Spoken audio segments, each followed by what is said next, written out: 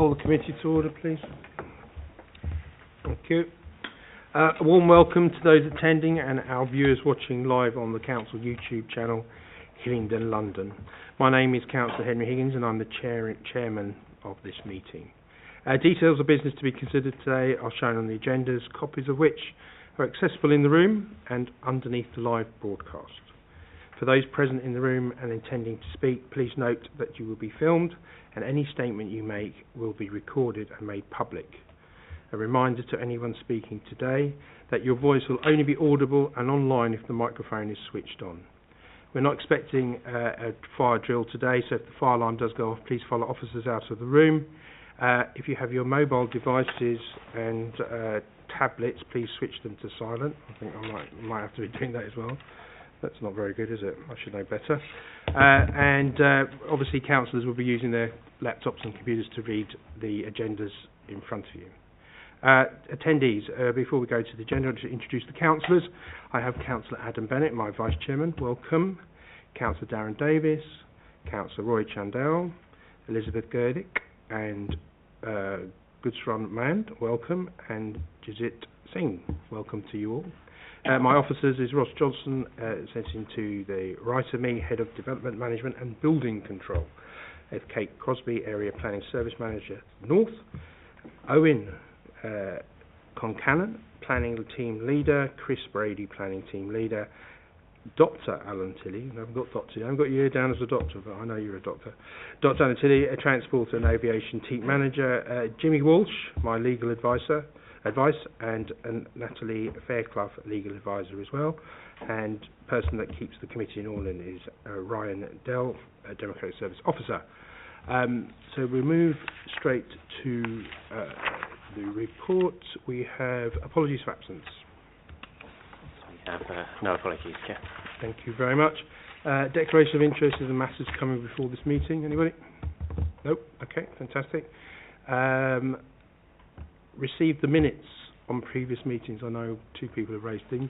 Councillor Bennett. Thank you, Chair. So it's just on page one. As much as you always make double the contribution, you are listed twice in terms of the committee members present. Thank you very much. Councillor Chandel. Thank you, Chair. On page 4, item 80, it was put down as usually, I think, and it was actually the ward of Colum and Cowley, which I know rather well. Yes, okay. So can we have that corrected, please? Thank yes, you. we do that. Can you make a note of those, Ryan? Thank you very much. Okay. Matters that have been notified or advanced or urgent, there's none of those. I can confirm that all items of business are in part 1, we have no part 2. So we'll go straight on with the agenda, which is number 6, land to the south of Green End and 17 Dean Road, which is Kate. Great, thank you, Chairman. So the first item on tonight's committee is an application at land to the south of Green End on 17 Dean Road in Northwood. It's proposed to erect 9 dwellings. So there'll be 6 dwellings with a new access from Foxdale and 3 dwellings with new access from Dean Road. So if we see the plot here, it's the area is highlighted in red. And in this one here, this is the constraints map. So we can see here that it is in an area of special local character. Now the building you see to the right of it is a listed building called Green End at 17 Dean Road. That is also within the blue line. It's owned by the applicant, but that area is being retained, so the garden's being segregated off for the proposed dwellings. So this is an aerial image here. Okay, the first proposed site plan, so you can see the wider area, a lot of detached dwellings, larger gardens. And this is a close-up one, so you can see at the southern end of the site there's 2 large dwellings at the bottom. You've got access there, proposed new access from Foxdale, and the building also accessed off that is the flatted development for 4 flats, and then you can see you've got a terrace of 3 dwellings at the north end of the site that would be accessed from Dean Road, or proposed access from Dean Road. Okay, so this is the indicative proposed landscape plan. So as you can see, as proposed landscaping. There is 85 trees that are being proposed. They'll be, it's proposed to remove 26 trees, or category C. I think, actually, as just to give you an idea of the whole site, so the entire site, there was 131 trees that were individually surveyed in another group of 3 trees. So 26 of them are being proposed for removal with the 85 replacement. Okay, this is what the dwelling number 1 will look like. So all the proposed dwellings have an arts and crafts style influence. Dwelling number 2, these are the 2 properties that are in the southern end of the site. This is the proposed flatted development. So this is the one with units 3 to 6 in it. So as you can see, it does have an appearance of a single dwelling, effectively. And these are the terraced properties to the north of the site. So that's houses, proposed houses 6 to, actually, sorry, I've made an error at the top. It's 7, 8 and 9. Okay, proposed garage as well. Proposed bin and cycle stores. I'm just going to take you through some site photos as well. So I thought it would be useful to start from the aerial view here. So what I'm going to show you is Dean Road. So Dean Road is the private road up the top here. So you've got one access proposed here. I'm going to show you the proposed entrance here on Foxdale, as well as images of the listed building, the Grade 2 style listed building on site, as there's another listed building adjacent to the site down here. So if we go through here, these are the images of Dean Road. As you can see, there's a 15 mile per hour speed limit, and it's also got road humps on the road to slow down traffic. And this, if you look at this image here, the site is to the right hand side behind these trees. And also, I guess, take note of the grass verge as well. It provides sightlines for the proposed access onto Dean Road. Okay, this is Green End. So this is the listed building that we retained. The garden that you see in these photos, that is essentially the garden area that will be retained as part of the subdivision. So you can see it still has quite a spacious garden. So the one on the left is the front, and then the rear there. These photos I've taken of the adjacent properties just to show the relationship with the boundary. So this is on the western boundary. So you can see you've got number 1, Foxdale, number 3, and then number 5, which number 5 is the one adjacent to the southern end of the site, where the proposed crossover vehicle access is proposed. Okay, so if we just going back onto Foxdale, so this is where the proposed entrance is. One of the proposed entrances at the southern end of the site. It will be to the right-hand side of this tree, which is being retained, and then there's also a separate pedestrian access to the left side of it. Okay, it's just me facing the other direction on Foxdale, just looking towards the other end of the site where a development is being constructed or under construction for 3 new dwellings. Okay, and this is the other listed building as well that I referred to on the aerial image.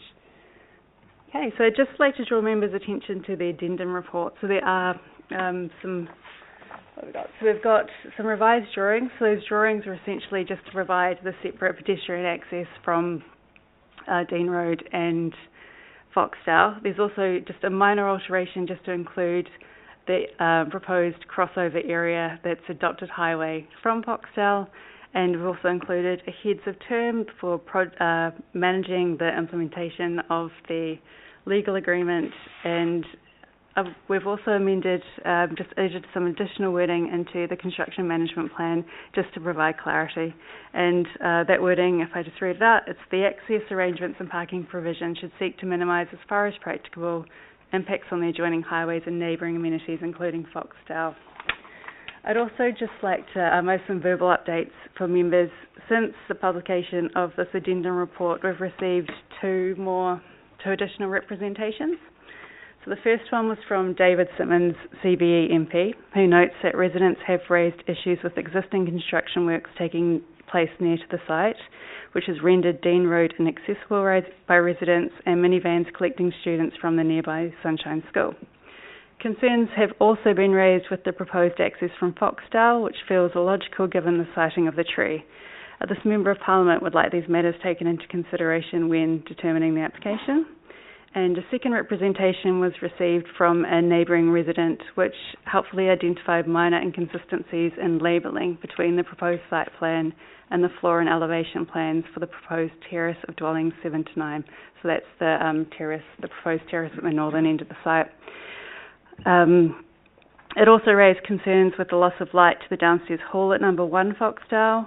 Neighbouring amenity is addressed within the committee report. Nevertheless, in terms of the potentially affected hallway, given that it's not a habitable room, any impact would be acceptable. So in terms of the inconsistencies in the plans for the terraces, it's just some minor discrepancies in labelling. So it means that condition 20 requiring obscure glazing is not as clear as it could be on which first floor windows it's applicable to. So for the avoidance of doubt, it's the first floor windows on the side elevation that faces number 1 Foxdale. Might just quickly go and show you. So it's this on this elevation here. The first floor elevation windows there will be obscure glazed. Well, that's the condition. In terms of the discrepancies in the labelling, this does not affect the overall officer recommendation and assessment. Okay. And officers recommend approval subject to a legal agreement to secure the monitoring fee, off-site provision of affordable housing, and to secure the proposed highway works for the access on Foxdale. Thank you. Thank you, Kate. It's a very good presentation. Okay, so we have a petitioner, Mr. and Mrs. Andrada. Would you like to come?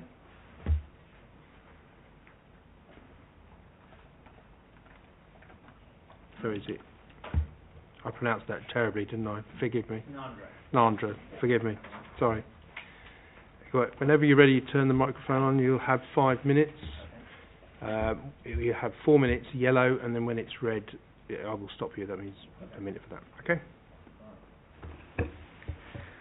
Okay, dear councillors and members of the Planning Committee, this petition reflects the concerns of many residents in the Dean Road area, over 30 of whom signed the petition within a matter of days, showing their strong objection against the application.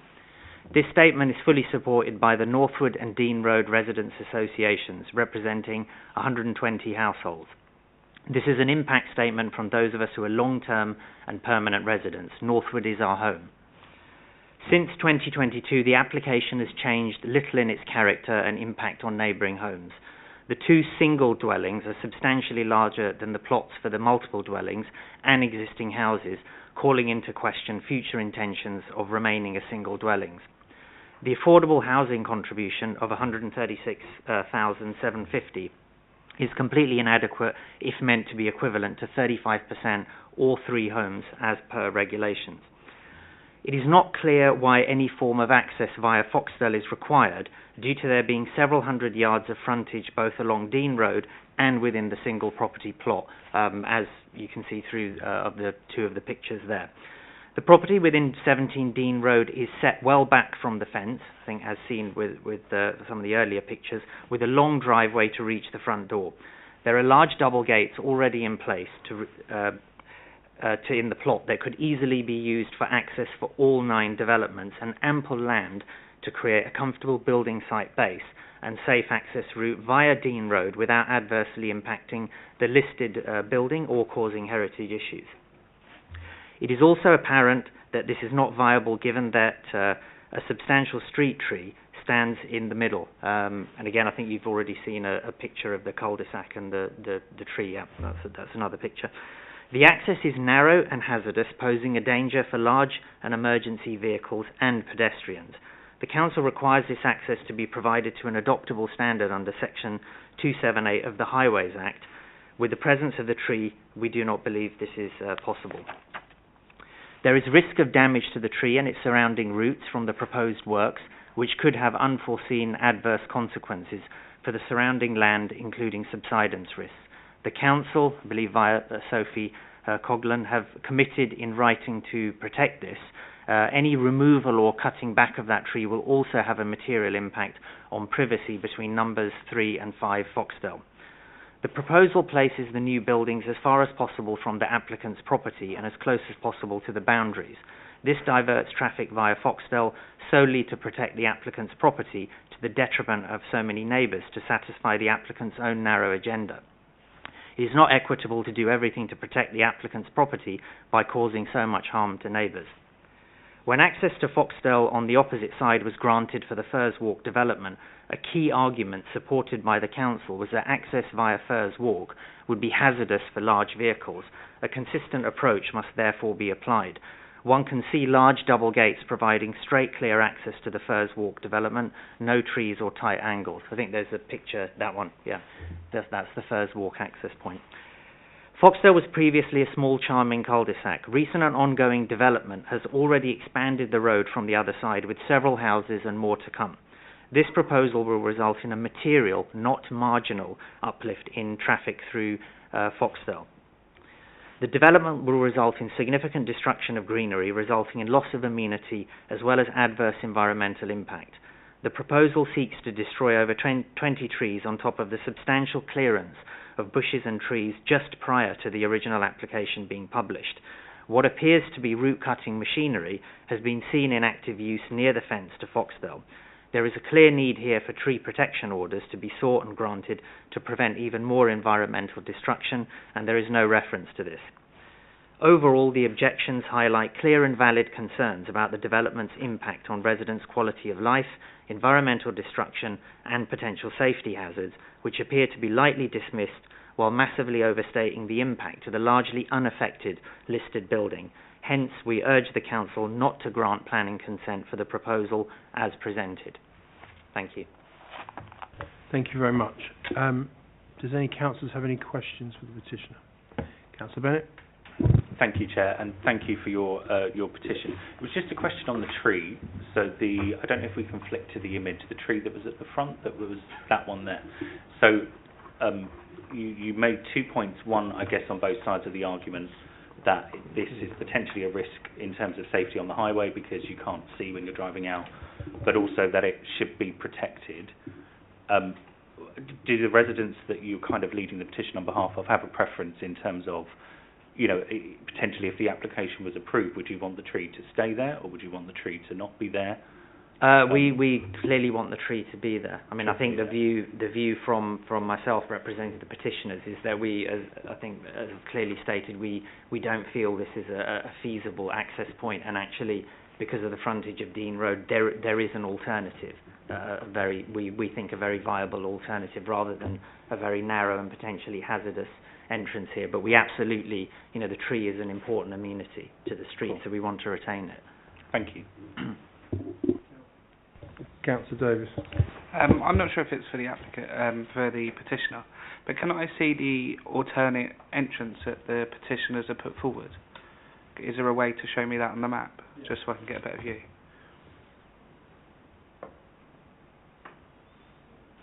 So where are you proposing the entrance be? Well, I'm proposing that there's a lot of frontage along Dean Road. Right. Where there's already a double gate entrance to the Okay. existing property, but there's also a lot of frontage there, of which some of it, I believe, will be used for the Dean Road access. I guess that our argument from the petitioner's standpoint is that there's actually a vast amount of frontage and access for, if the development was to go ahead, for all of the plots to be accessed via Dean Road. Right, okay. So there is we believe there's a valid alternative, rather than having the access point through Foxtel. Okay, thank you. Thank you very much. Can you turn the microphone and take your seat, please? Thank you. We have the applicant or agent. Sorry, we have a written rep from another petitioner as well. Do you want to take that first? If you'd like to take a seat. This is from Michael Pears. We have a written rep because there were two petitions.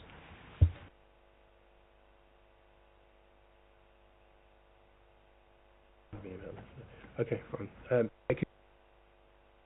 We have to read out someone's just told me that there's a petition here, written petition, so I'll let you. Go ahead, Ryan. This is a written representation on behalf of the 110 local residents who have petitioned and are asking the planning committee to refuse planning permission for the backland development at the garden of listed building Green End in Dean Road. The reasons why the vast majority of the residents in the Dean Road area of special local character have petitioned against this backland development are that it is a further loss of the amenity, which is the main feature of the Dean Road area of special local character. The special characteristics of the area of special local character are detached houses set back from the street with large gardens, trees and planting, with verdant appearance throughout and mature trees in profusion. The existing garden of listed Green End is typical of this description. In the Hillingdon Local Plan Part 2, under Heritage HE1 517, it states that the Council wishes to conserve areas of special local character, of which Dean Road is one, and it does need your protection. The Heritage and Cultural Report states it is backland development of a garden of a Grade 2 listed building. This would seem to be contrary to Hillingdon Planning Policy DMH6. Furthermore, in Hillingdon's HE1 Strategic Objective S08, it states protect and enhance biodiversity to support the necessary changes to adapt to climate change, where possible to encourage the development of wildlife corridors. Dean Road is already such a wildlife corridor. Foxes, badgers and muntjac deer visit. On a summer's evening, bats fly at dusk. Birds are in abundance, but this particular development reduces their habitat. The Arboriculture Report states that 26 trees need to be eliminated and replaced by roads and car parking spaces. Even the overworked planning department will have noticed the accelerating effects of climate change and the urgent need to stop chipping away our declining environment. This development certainly does not comply with HE1 517 and will lead to a significant loss of habitat and of gardens, which are the feature of the Dean Road area of special local character. The plan is to build 2 large detached houses, which at least conform with the characteristics of the area of special local character, but also a block of 3 2-bedroom flats plus a 1-bedroom unit, which certainly does not fit into the ASLC, and a terrace with 3 2-bedroom townhouses, which will be significantly out of place in a street scene of large detached houses with large gardens. The siting of these 3 terrace houses is within 5 metres of the existing detached house at 1 Foxdale. Its 5 windows, incorrectly identified as on RH elevation north, it is actually west, will look directly into and take the natural light away from number 1's hall window. This must surely be contrary to all of Hillingdon's planning guidelines. At the very least, the Planning Committee should ask the developers to move this 3 2-bedroom terrace townhouse block to the other side of the site, and a detached house would better respect the Dean Road street scene. The 4-flat block of 3 2-bedroom and 1-bedroom flat, units 3 to 6, is also out of place in Dean Road and would be more in character with the ASLC if it too was replaced by a detached house. Climate change and the need to protect our environment emphasise the need to retain the trees and gardens, which are the signature feature of the Dean Road area of special local character. If this backland development is allowed to go ahead, it does indicate that Hillingdon does not wish to protect this area of special local character. 110 local residents, pretty well everyone in the Dean Road area of special local character, has signed this petition against the Green End backland development, and I hope the Planning Committee will listen and be putting local residents first. Thank you, Ryan. Sorry about that, Mr. Longworth. If whenever you're ready, you've got your 5 minutes. As I said before, 4 minutes green, 1 minute amber, and red, I will stop you. Okay? Good evening. I would like to thank the Council's officers and the Historic England for their constructive approach in developing this application, which we started designing work on in 2017, providing pre-application advice, meetings on site, and allowing amendments to the site plan to reflect a neighbour's concerns. The applicant's family have owned Green End since 1948, and over the last 75 years have carefully preserved Green End. Land to the west of Green End, which is the subject of this application, is in a separate title and separated from Green End by a pre-existing mature tree belt following the old farm track to Green Lane, which ran to the immediate west of Green End, giving the application site a very different character than the grounds of the listed building. The Officers' Report and Heritage Reports note that when Green End was remodelled by the arts and crafts architect C.E. Townsend in 1893, the western facade was left blank without windows, as future development was expected on the land to the west of Green End, and it is this land where we now apply for residential dwellings. Historic England comment that the proposed houses are designed in a well-detailed arts and crafts inspired style, and that the concentration and spacing of the development handles 9 residential units without excessive loss of open space or vegetation. The Council's Conservation and Urban Design officers comment that there is no principle in objection to the development of the western side of the plot, given the evidence that it was planned for development in the late 19th century. The host house will retain a very large and spacious plot of half a hectare. The row of 3 coach houses, units 7 to 9, were rotated during the application by 90 degrees to reflect the petitioner's comments. These modest dwellings are accessed by Dean Road, and as for number 1 Foxdale is positioned at a higher ground level, the finished floor level of the Mews houses will be about 1 metre below that of 1 Foxdale, ensuring no impact on their private amenity. A block of flats at 3 to 6 are designed as a single dwelling, to appear as a single dwelling. A tree belt of 14-metre tall pines and beech trees provides a dense screen to 3 Foxdale, which is set at an elevated level. The proposed building has a separation of 7.5 metres to the western boundary and presents a cat-slide roof to 3 Foxdale, ensuring the development will have no impact on the neighbouring dwelling. The 2 arts and crafts style dwellings that were proposed at the southern end of the site, they're designed and articulated with subservient roofs. Number 5 Foxdale is constructed at a much higher ground level and is supported by retaining walls. With a flank-to-flank separation of nearly 12 metres and a floor level 1 metre below number 5, the proposed development will have no impact. Units 1 to 6 will be served by a new access to Foxdale. The officer's report notes that the extension to the western end of Foxdale has previously been allowed at appeal. This application is supported by a highways statement and swept path analysis demonstrating that a fire appliance can access the site, and there is also a tree report and tree survey showing how an access can be built without impacting on the roots of the tree. And you've noted in the photographs that the tree is already surrounded by hard standing, and when Foxdale was built by the parents of the current owner of the property and the application site, their turning head was deliberately positioned to allow Foxdale to be extended at a later date. We've commented about the trees earlier, and while a number of trees are being removed recently, that is due to an insurance claim from number 1 Foxdale due to subsidence, and the insurers that required the trees to be removed to the edge of number 1 Foxdale. In quick summary, this is a highly sustainable location, walking distance to Northwood Station. It's proposed to build the houses in a highly energy efficient way with high insulation values, air source heat pumps, and all units will be enabled with EV charging points. And I would like to thank the planning team for their well-written and detailed report. Thank you. Thank you. Has anybody got any questions? Councillor Bennett. Thank you, Chairman. Yeah, so there were just a couple. So first, can I just clarify, you said that the family, the applicant, were they actually constructed Foxdale many years ago? Yes. As part of the land being kind of reduced in size? That was a separate parcel of land at Foxdale. That was a couple of large houses.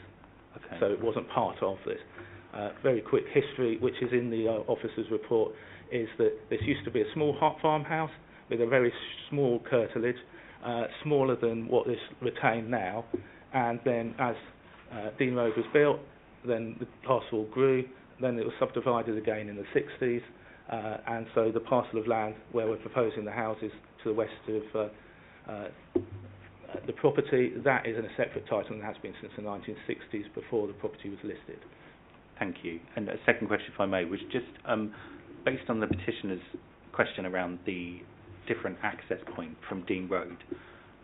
Was that considered as part of the process? What was your thoughts on the that? answer on that is, in the original proposals, the access to the flats was also from Dean Road, and the planning team and the conservation officer considered that it would provide less impact on trees and on the character of the area if we reduce the amount of hard surfacing. And there are some quite good mature trees between the property and the application site, and that follows the original track road serving the farmhouse that then used to carry on south to Green Lane. Councillor Chandel.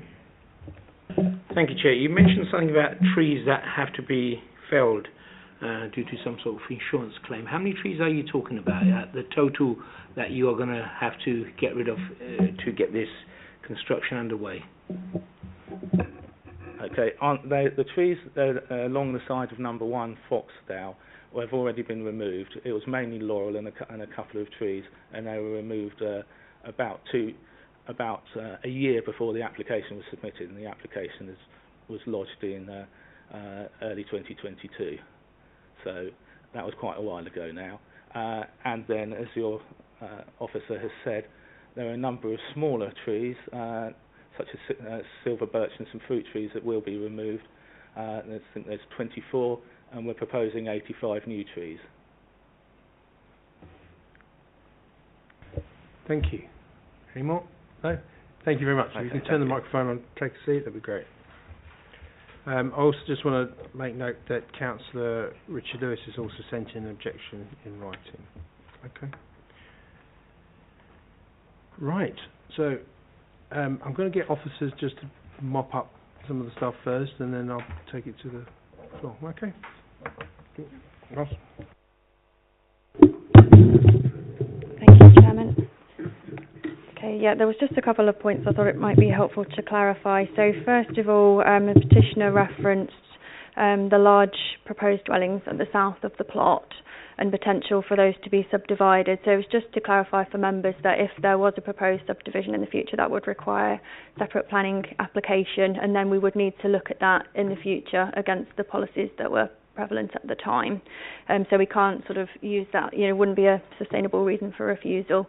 We'd have to look at that if it came forward in the future. Also thought, I think the last speaker has just clarified, but just in respect of the trees, so I've just double-checked in the report. So it is proposed to remove 26 individual trees, and they're all category C.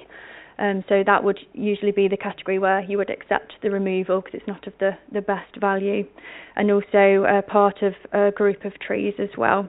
And then there would be proposed replacement of 85 trees, and we have specifically listed that in the landscaping condition just so that that couldn't be watered down when the details are submitted.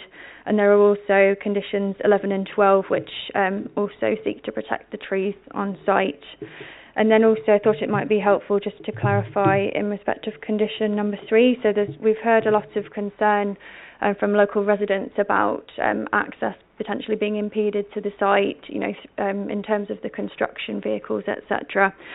So we have given some careful thought to how construction management could be dealt with, and condition 3 is included in the report, and it includes requirement to submit details of the phasing of the development, in addition to details for traffic management and access arrangements. So this is important because if we look at the phasing of the development, we can look to ensure that as far as practicable, we can ensure that parking facilities are available on site. But it wouldn't be appropriate to be prescriptive about that now. The condition requires that the details are submitted in due course, and they'll be carefully scrutinised by the highway officer before being determined. So I think that was everything, unless there's any questions.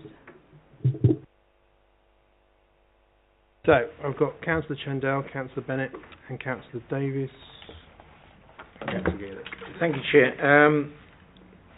There's something that the written representation made, something about 81.517, does not confirm. If you could just get clarification what that is, first of all, and whether that applies. The petitioner made a very good presentation, and it wasn't all one-sided. You know, we don't want it. It was a balance, and you know, well done for that. I think that concern about the entrance, I think that needs to be looked at again in terms of can we have it from Dean only? If that can be, I understand the hard talking about maybe the construction won't quite comply with something else, but I think that should be looked at again. But something which, unfortunately, we see a lot of, I've got in my ward as well, where we have major construction, is with the vehicle movement in terms of how it is managed. I understand, Ross, you made comments on that. But I really need to drive that down because, one, you've got a major development taking place, and two, simple things like lorries parking in front of driveways and everything else. I mean, that just further, really causes harm to residents. It might be short term, but it does. And, can we really sort of tie that down? That one, you've got a major development. Two, we've got inconsiderate drivers driving all over the place and leaving their cars parked. So if you could have those 2 points, so it's the access, Dean. I think that possibly, I think that could go a fair way. If you just got one entry and exit, I think that will help tremendously. Okay, Ros, do you want to take that? I don't know if Alan wants to come in at some point. Yeah, so just to clarify in terms of the decision tonight, so we would need to consider the application that is before us. So if, in highway terms, etc., the 2 accesses proposed are acceptable, then we would need to move towards an approval. It wouldn't be appropriate to condition, for example, such a significant change in the scheme at this point. I would just say that during the planning process, which has been taking place for quite some time, officers have given some careful thought to this.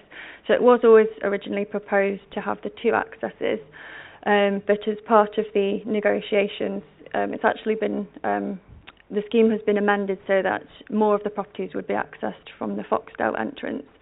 And the reason behind that was looking at all the planning matters that we need to take into account. That change enabled a change to the layout where we were able to retain additional landscaping and trees, as we heard from the agent as well, and reduce the amount of hard surface, which was felt to be an improvement in terms of the relationship for the listed building. So that's kind of where we've got to at this point. And then just to reiterate, we'd need to make a decision on the application that is before us. And then just, you referred obviously to the construction management. So yeah, just to reiterate, we have put a detailed condition in to deal with this. And then just in terms of the addendum, we were obviously aware that this was an emotive issue. So we've added some additional wording, which you can see in the addendum is underlined. So we've just drawn attention essentially in that condition to clarify that the details that are to be submitted in due course are required to demonstrate that the access arrangements and parking provision should seek to minimise as far as practicable the impacts on the adjoining highway and neighbouring amenities, including Foxdale. So really feel that we've gone as far as we can in terms of being specific in that wording, and then it would be for the details to be carefully considered in consultation with the highway officer in due course. Alan, do you got anything to add to this? Thank you very much, Chairman. The access from Foxdale, it would have a gate that would be 3.7 metres wide. A fire appliance requires 3.1 metres. It would serve the 2 single dwellings and the flats, and I would estimate that in the AM peak you'd see a coming and going of probably 3 departures, and again the same number coming back in the evenings. There would be a segregated access for pedestrians and cyclists, and pedestrians and cyclists also have the opportunity of going through the site up onto Dean Road.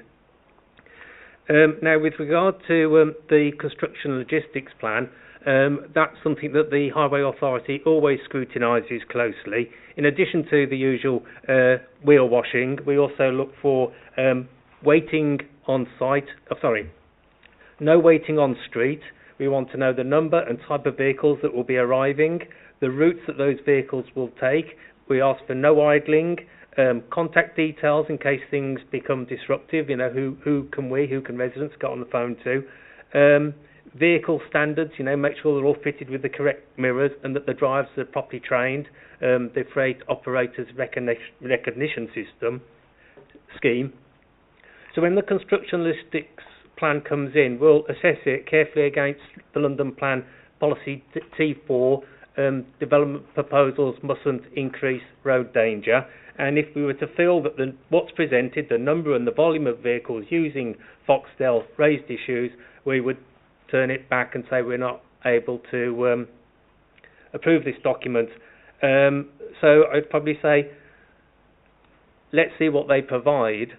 If there are any concerns, we will address those, but I can recognise that there's the option here of having an access from Dean Road to build the whole development in phases. Fine, thank you, Alan. I mean, obviously, Chairman.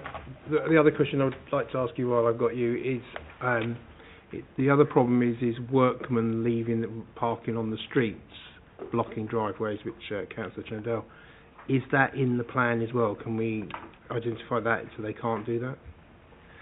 Yes, thank you, Chairman. That's something else we'd be looking for, is a site layout, so it shows where contractors park, where visitors park, and then welfare facilities, where materials are stored. All of that's looked at very carefully, and we do not want vehicles arriving too early waiting on the street, or contractors parking on the street. Thank you. Councillor Bennett. Thank you, Chairman. It's quite an interesting one, because I guess a lot of the residents who are petitioning against it live in properties that were built after the applicant and the landowner sold off land previously and now don't want further expansion. I've got 2 or 3 questions. You can stop me whenever you're fed up, Chairman. You may go ahead. Seems to be turning it off. How is that calculated and what is it spent on? Just as the petitioner picked up on the value of it, so I thought it was just worth exploring that. So the affordable housing contribution, so essentially there's a standard formula, which I don't have to hand, but it's sort of worked out under a standard methodology. Okay, so it's consistent with every other application and what we would expect. Okay. Just to clarify on the tree, the net gain is 61. So there was in the written petition there was concern around badgers and foxes and bats being displaced, and the impact, the sort of ecology impact of the development. But if my calculations are right, there is a significant increase in the number of trees. Yes, there would be an increase in the number of trees. We do also have an ecology condition, condition number 10, which is asking for an enhancement plan as well. Thank you. My last one was, so Foxdale private road, Dean Road private road, we're looking in the photographs, not up to a highway standard surface. Is there anything we can do to kind of protect any impact on that surface that the construction traffic may have? And I don't know whether it's within our gift to do that, because it's not a road owned by the local authority.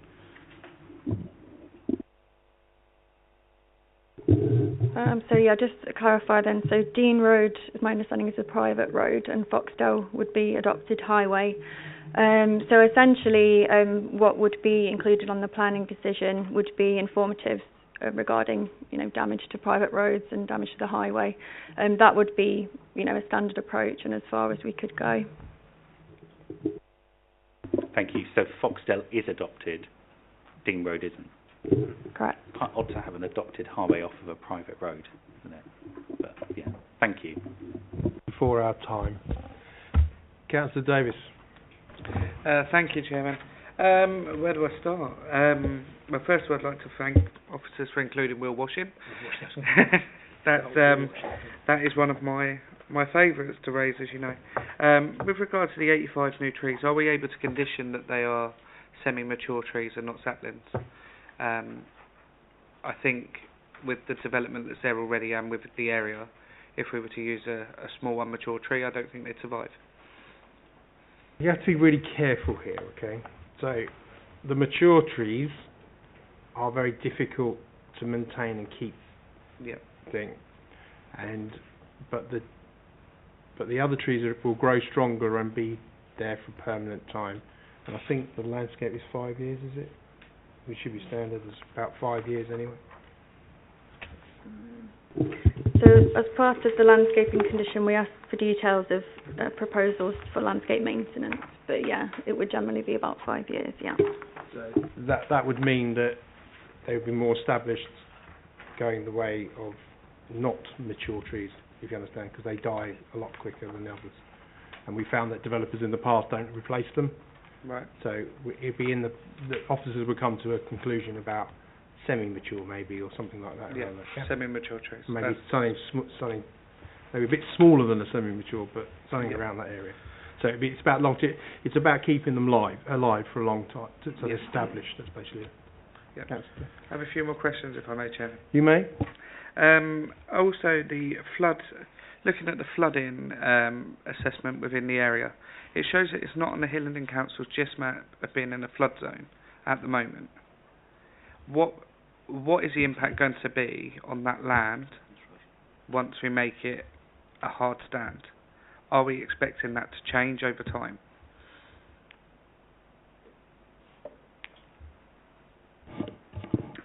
Thank you, Councillor. There has been submitted a surface water drainage strategy which has been considered and part of the approved documents. In terms of the hard standing that is proposed to occupy at the site, it is, as you can see there on the proposed landscaping plan, we've tried to keep it deliberately as minimal as possible. In terms of the hard surfacing as well for the internal driveways, we would require details during the landscaping, the proposed hard landscaping. So we would look to secure, like permeable materials if possible, things like that, which would also help assist with drainage. So we consider the impact acceptable. Right. Okay. Another curveball, as always. It wouldn't be me. To Dr. Tilley. Are we able to condition that it's only rigid vehicles only on this site? My thinking is it's a private road. It's not very wide. I'm thinking of large HGV, non-rigid vehicles trying to access that site. Could cause further traffic for the residents. Would that be something that we'd be looking at? Or we could look to condition? Thank you, Chairman.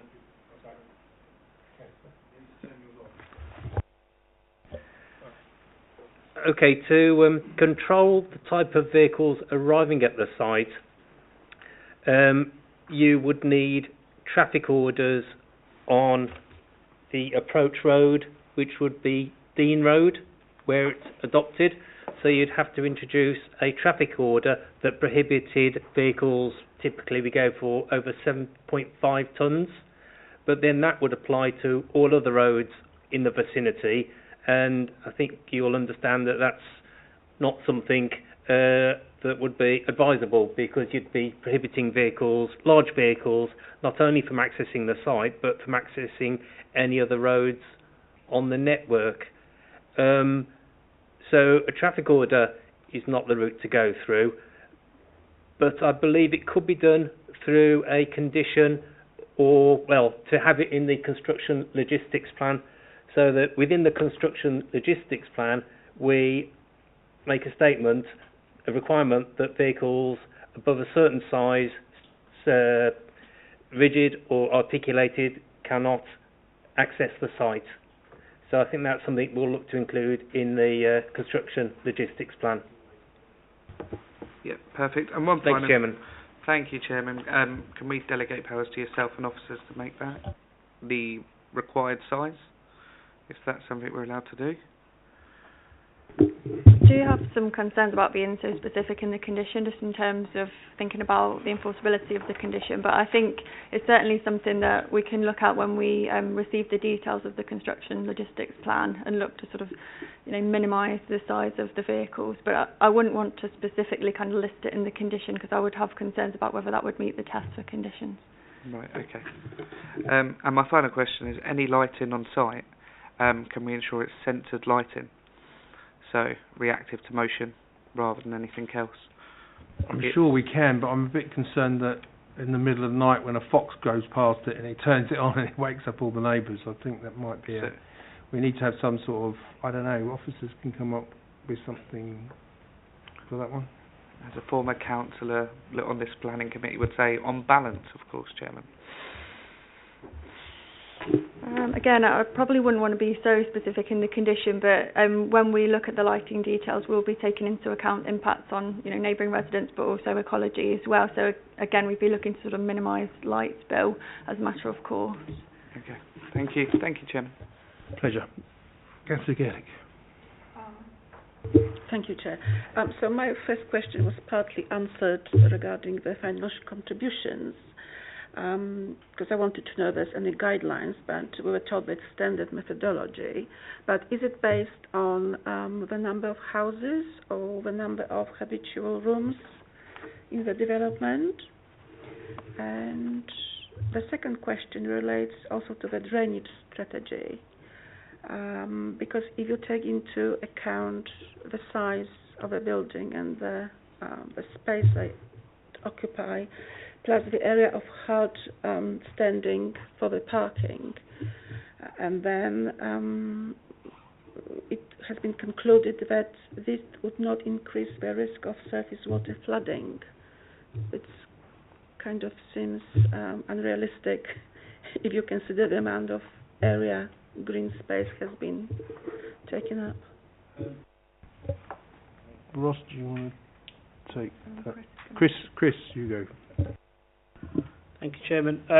I'm just going to answer the question in with regards to the affordable housing contribution. So, where the petitioner earlier spoke regarding the requirement or the equivalent to a 35% affordable housing provision on site, that part of the policy is included within the London Plan and Local Plan, but is only applicable to major applications. So, schemes of at least 10 units. I believe this application is for 9 units. Therefore, a pro rata contribution has been used to calculate an affordable housing contribution, and that is based on a by HAB room basis.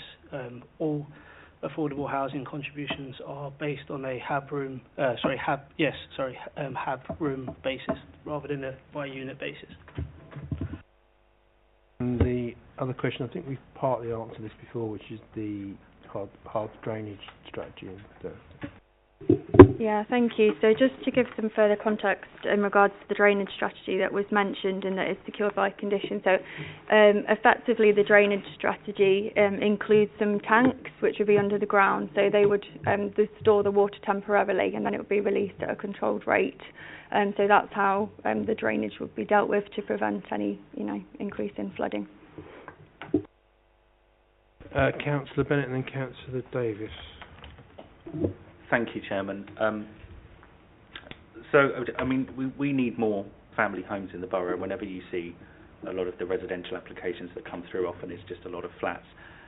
This is quite a nice proposal in that sense. Clearly there's been a lot of time and effort has gone through over a number of years between the applicant and council officers to work it to the stage where, certainly, Historic England have listed several concerns but are not necessarily objecting in terms of the Grade 2 listed status of the building. I think the petitioner raises a valid point around the secondary entrance, although it would increase a lot more hard standing, but to Ros's point, it's not what we have to approve or reject here is the application that's before us. And the reality is if it would have a very good case at appeal and we'd risk losing all of the conditions that are in the report, I think around 23, in total. And then we end up with something that's even worse than this in terms of the petitioner's concerns. So on that basis, I'm happy to propose that we approve the application in line with officers' recommendations. Plus the condition which was on the addendum, plus the other one, which we might make it a condition depending on the details. Councillor Davis. Thank you, Chairman. I concur with what Councillor Bennett said. It's needed within the borough. We need more family homes. I understand it's not what the petitioners want, but if we were to go to appeal at the moment, we would lose, and we could lose all the conditions that we've got in place. So I think it's the best outcome at the moment, so I'd be happy to support officers' recommendations. So I'm proposed and seconded. Can I have a show of hands, those in favour of this application? Okay, one abstaining. You got that down? Yes. So that's been approved. Okay, thank you very much.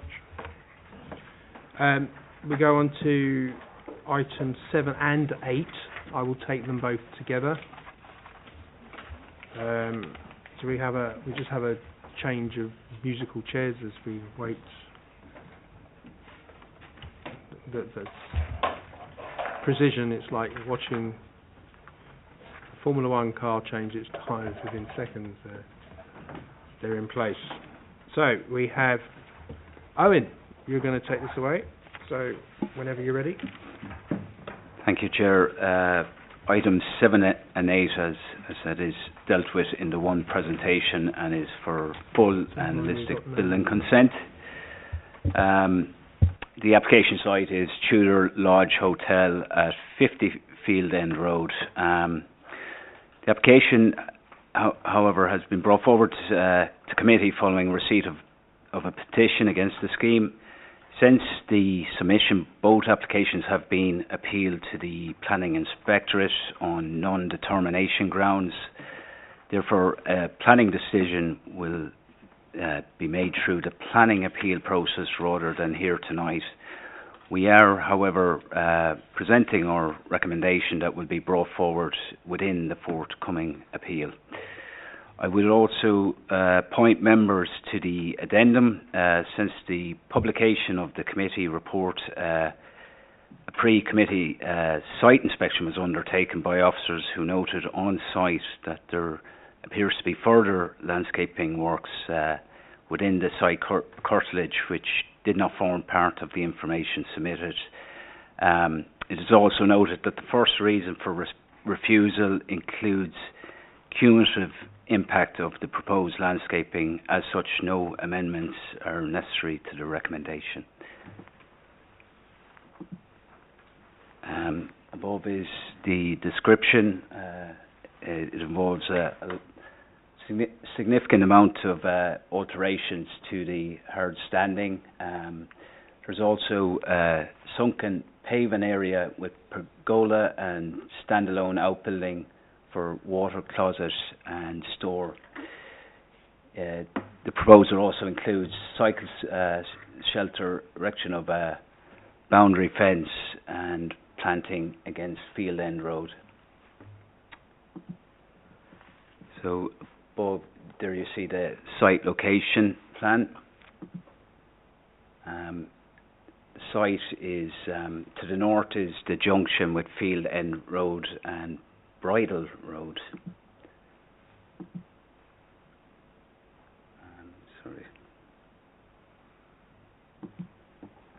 And this is the constraints of the site. As you can see, it's a Grade 2 listed building built in the 16th century. Directly across the road is Eastcote Park Estate Conservation Area. And this is just an aerial bird's eye view of the site. So here we have the existing block plan.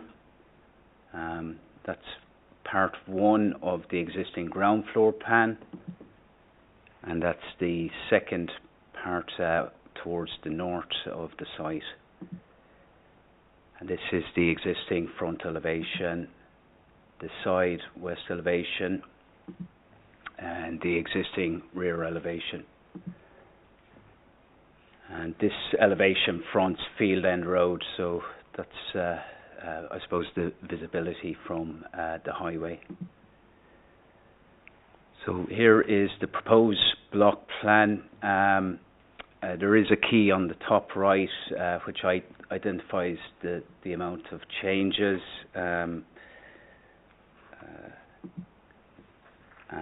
I suppose the first main change will be the pergola. It's into the front of the site, so this is located here, and then you have the storage area here, and you have fencing here, and there's also landscaping and car parking changes there.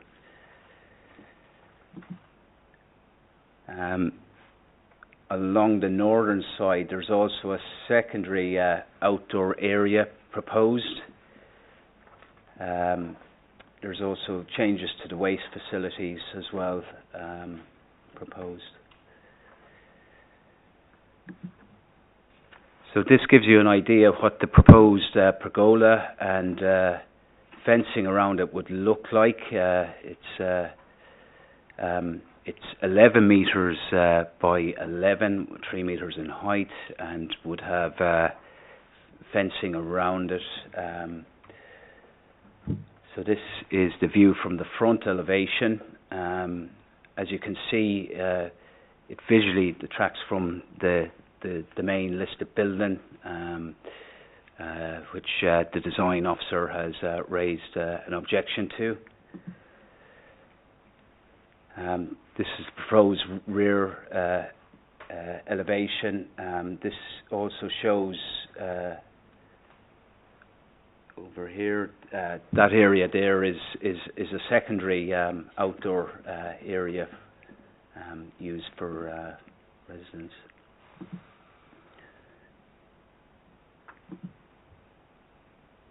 So again, that's another plan just showing the actual the size of the actual sunken paving and pergola. This storage facility, there's no objections to this in principle. It's set against the backdrop of other garages, and with no concerns regarding that.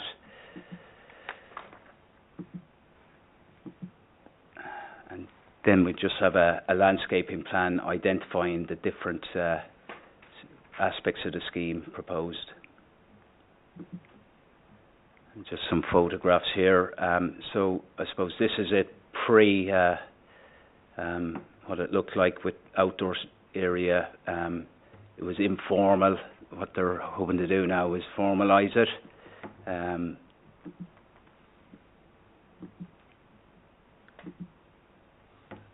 More photographs showing, I suppose, landscaping works and existing informal outdoor arrangement. And I suppose this is pre-committee site inspection. There is a bit of construction materials near the actual development itself, but no construction on the pergola has started. I would point out this has been added that doesn't appear to be included in the information we have, but in terms of our design reason, we feel we do have landscaping covered. So overall, it is something we can raise in the actual appeal also, that there has been elements included that don't appear on the submitted information. Right, and in general, just I suppose design-wise, there is an objection from our design team on the impact on the setting of the listed building.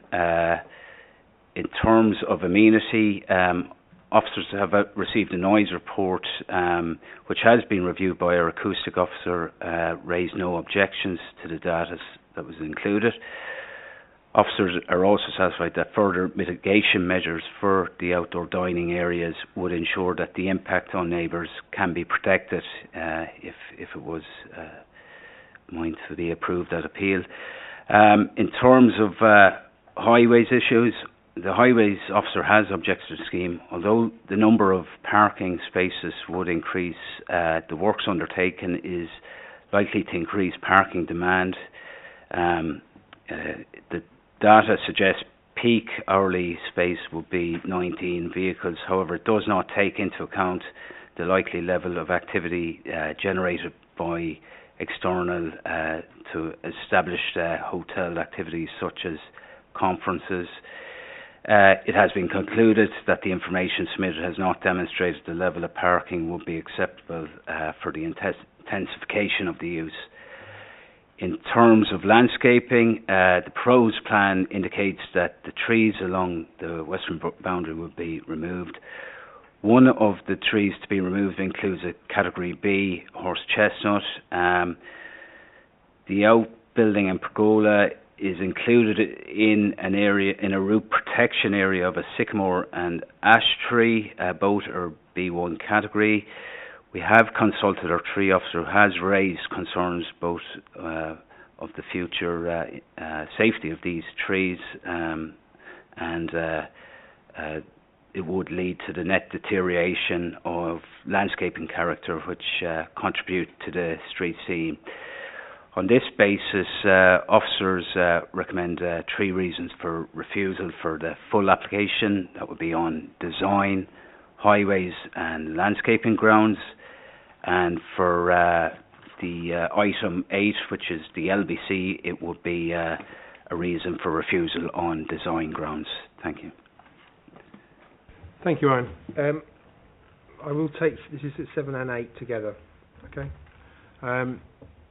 You're lucky, no one's here. So we haven't got a petitioner and we haven't got the agent.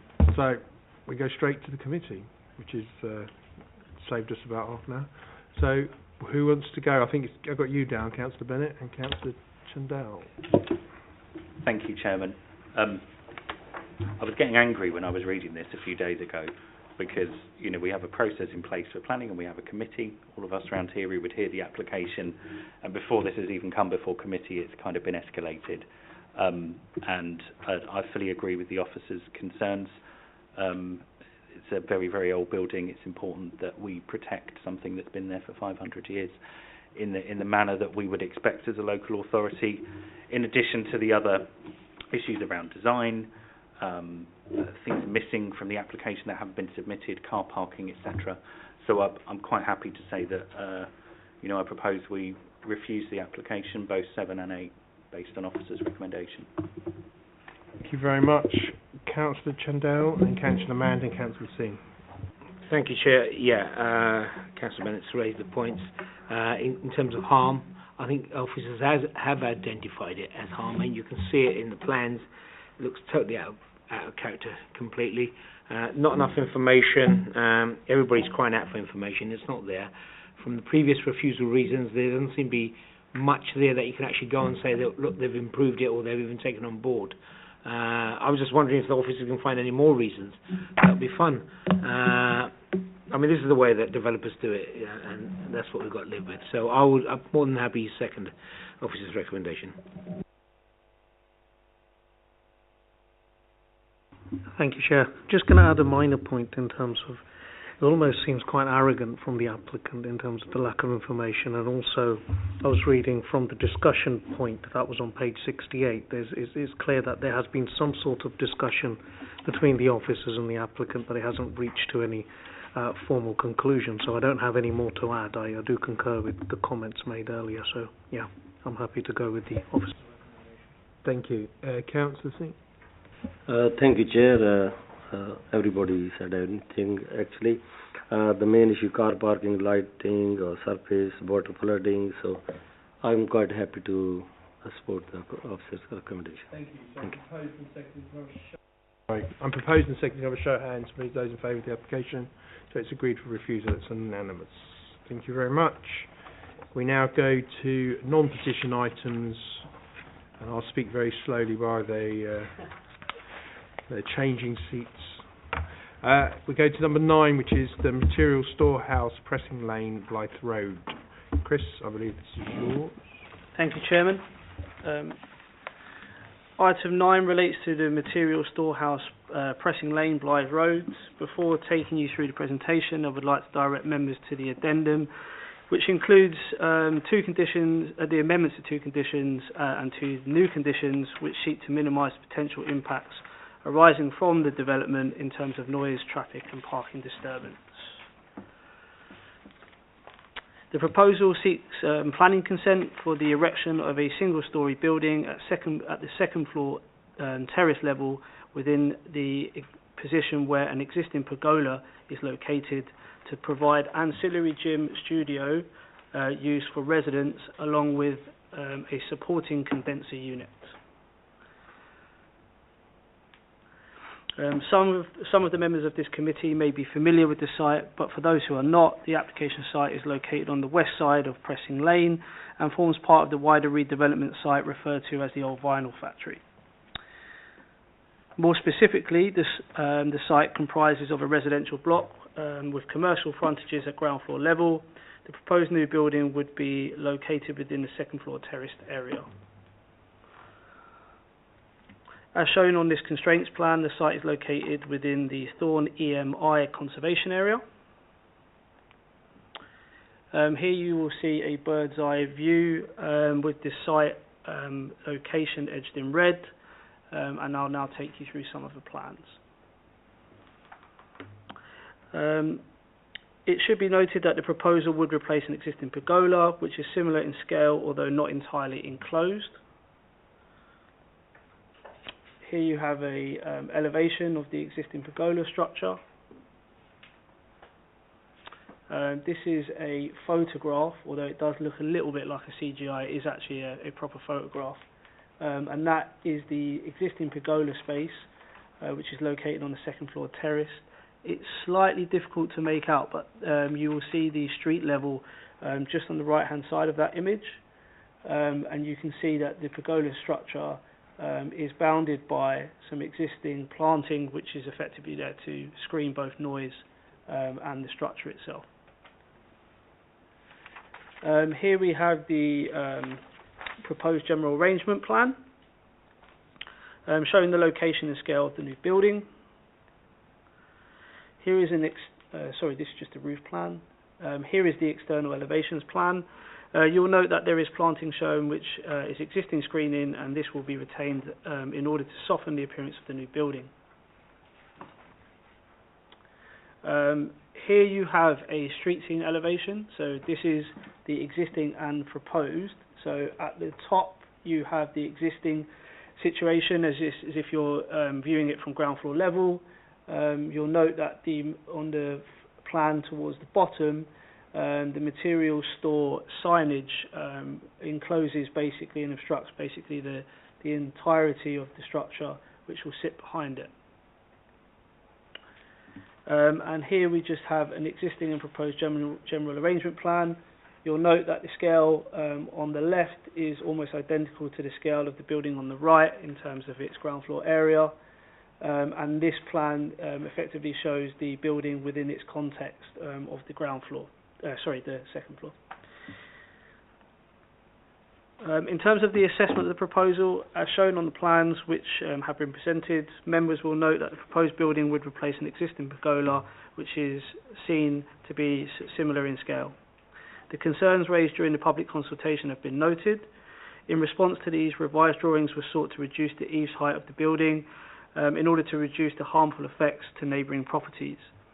As well as this, a daylight and sunlight report has been submitted to assess the impact to neighbouring properties, and this indicates that the proposal would accord with the most up-to-date BRE guidance.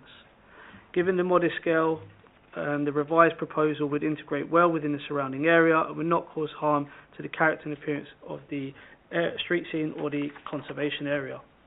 With regards to noise, the applicant has submitted a noise impact assessment, which has been reviewed by the council's noise officer, who raises no objection to the proposal subject to conditions pertaining to the restriction of operating hours and noise levels below a specific level.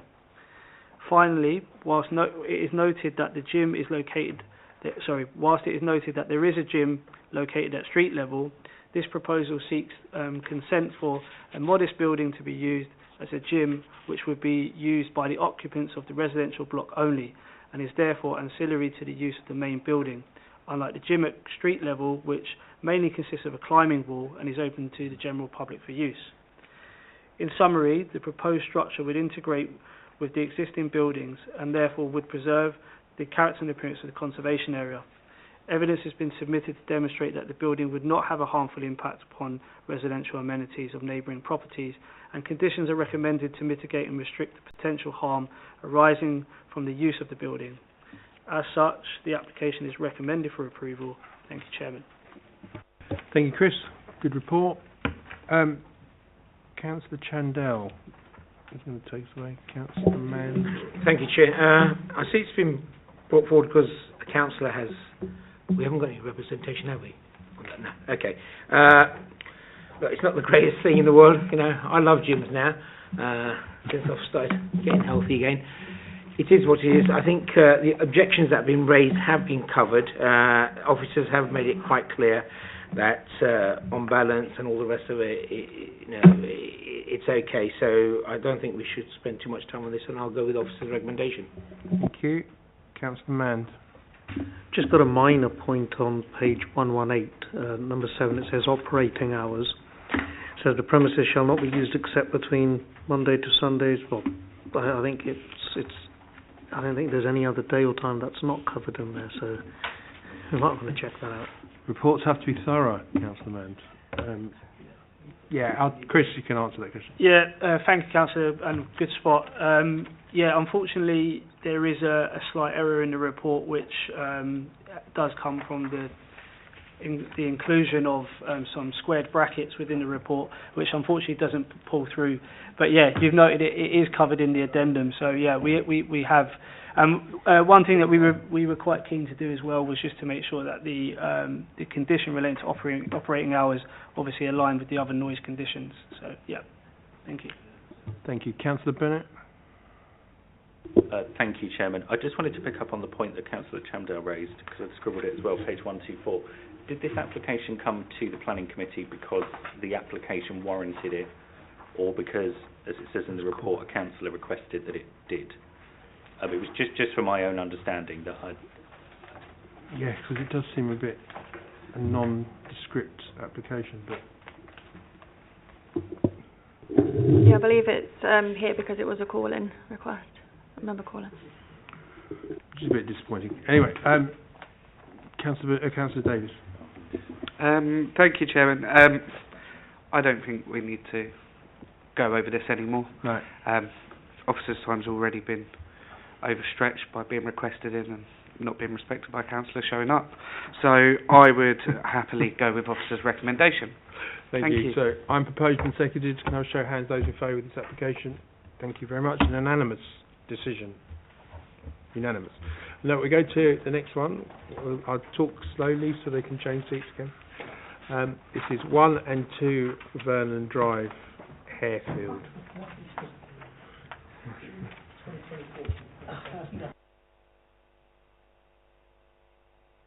Owen, when you're ready. Thank you, Chair. The item seeks plan and permission for the demolition of existing dwelling and the erection of 2 semi-detached 4 or 5-bed family-size houses.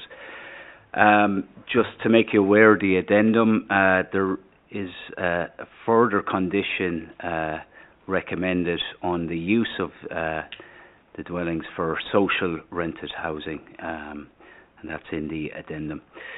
So the property is brought forward to committee as it's council owned, and the existing property was in use as one dwelling and has experienced substantial fire damage in recent times. So you see the first is the site location plan. It shows the site north of Vernon Drive. So opposite the site is the village green. The area is predominantly residential with standard 2-storey semi and detached properties dominating the character. So that's the bird's eye view of the site. And this gives you an idea of the site. It does lie within Harefield Village Conservation Area. So again, this is the existing site plan, existing elevations, and this is the, I suppose, pre-existing site photo prior to the fire, and this gives you an idea of the damage that has happened since the fire. And this is the proposed site plan. As you can see, it's a semi-detached, staggered footprint with 2 highway spaces to the front and amenity space to the rear. There's also, I suppose, side amenity space along the bend on Vernon Drive. And this is the standard proposed ground floor and first floor layouts. As you can see, it does provide 2 5-bed units, which is welcomed. And here is the proposed elevation. Up top is the front. You have, I suppose, projecting gable with a slight hip. And then this is the site in the street elevation. So this gives you the site in the context of the surrounding houses. You can see 1C continues to be the highest property along that stretch. And this is just the standard, I suppose, garage that will accommodate the cycle storage. Some more photos along the bend of Vernon Drive. So I suppose the site benefits from being on a bend on the road. So visibility wise, it's not as prominent to the south or to the east of the site, I believe.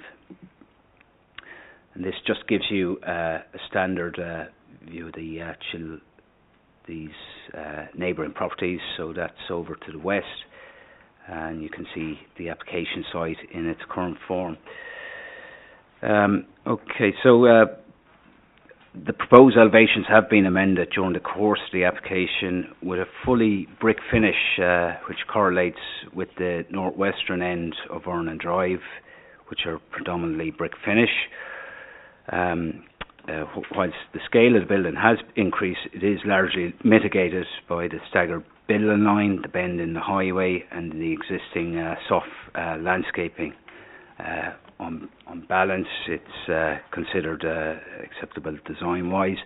In terms of the overall standards, the property provides 2 larger 5-bedroom units, which are in demand, both of which would be fully accessible in line with M4, the building regs. This again is largely welcomed. No adverse impact on neighbouring properties given the overall location of the building and the orientation of the neighbours. Although private space for both units falls short, it does lie opposite a public green park, which weighs in favour of the scheme. The overall quality of each of the units meets the minimum housing standards as set out in the London Plan and provide a suitable living standards. Highways have not objected to recommended standard conditions. Overall, on balance, the scheme provides 2 larger units suitable for family occupation. The overall design is on balance preserves the conservation area given site mitigating factors. Additional weight is given to the benefit including the larger family housing, which is fully accessible. Therefore, it is recommended approval subject to conditions set out in section 2 as well as a condition on social renters. Thank you. Thank you very much. Councillor Davis and then Councillor Chandel. Thank you, Chairman. I think this is another one that doesn't need much debate. We can talk about the private space, it's slightly reduced, but on balance we're getting 2 5-bedroom properties, what is needed. We know there's a housing issue, we need it. I'm happy to go with officer's recommendation and don't think it needs any further debate. Thank you. Thank you. Councillor Chandel. Thank you, Chair. Yeah, I think this is another one that's been brought to us because it's council owned or councillors put it forward or a councillor owns the property. We own it. One of those. I understand this has been burnt down quite a few times, if I remember from history. So, as Councillor Davis said, this is something that we don't see much of, these 5-bedroom houses. I think we shouldn't spend too much time on this, and I'll second the officer's recommendation. Thank you. So that's proposed and seconded. Can I show hands those in favour of the officer's recommendation? So that's approved unanimously. Okay, we go to number 46, Great Central Avenue, Ruislip.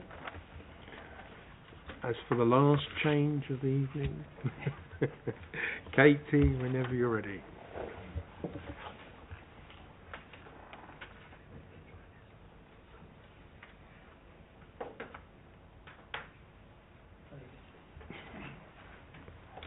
Thank you, Chairman. So the final item on tonight's agenda is another council-owned application. It is for a single-storey site extension and some external rear alterations that I'll point out on the plans. I should also point out that this is it's already been built, so it's retention of the single-storey side extension. So this is the location plan. The site itself is not in any designated conservation area. The yellow that you see on the plan here just indicates that it's in a controlled parking zone. This is the aerial view of it. So it's, as you can see there, it's in a terrace of 3. It's a single-storey bungalow. Okay, so you can see here that this is the existing dwelling is here and the proposed side extension is here. So you can see it provides a bedroom and a shower room as well. Okay, existing and proposed side by side. This is the front elevation, so you can see it on the side here. Okay, just flick through these plans. Okay, this is it showing it's within the terrace of the three bungalows. So here it is on the side, and this is probably the most useful is the site photos. So what you're looking at here is the row of 3 terraces, but in 2 photographs. So the application property is the one on the right here, and you can see the side extension there. And one more image of it just to the back here. So the other external alterations that is sought is this bit you see here was sort of a semi-open porch. So they've just infilled it here to gain additional space for the kitchen. Okay, officers recommend that this application is approved subject to conditions. Thank you. Thank you, Katie. Who's going to take me away? Councillor Singh. Thank you, Chair, and thank you, officers. Everything clear. I think this is straightforward. I propose the officer's recommendation. Thank you. Can I have a seconder, please? Councillor Davis. For the last time, I think, for me being on this committee without subbing, I will second officer's recommendation. Thank you very much. I'm proposing seconding. I'll show hands. Those in favour? That's unanimous. That brings the end to our meeting. Thank you for all those watching, and thank you. Yeah, and thank you for officers and councillors. Thank you very much for tonight.